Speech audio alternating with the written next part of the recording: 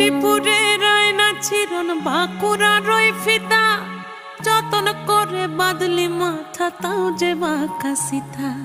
মেদিনীপুরের আয়না চিরন বাঁকুড়ার ওই ফিতা আর যতন করে বাঁধলি মাথা তাও যে বাঁকা সিথা। পেছ পাড়িয়ে রাজকুমারী গলায় চন্দ্রহার দিনে দিনে বাড়ছে তোমার চুলেরই বাহার। পেছ পাড়িয়ে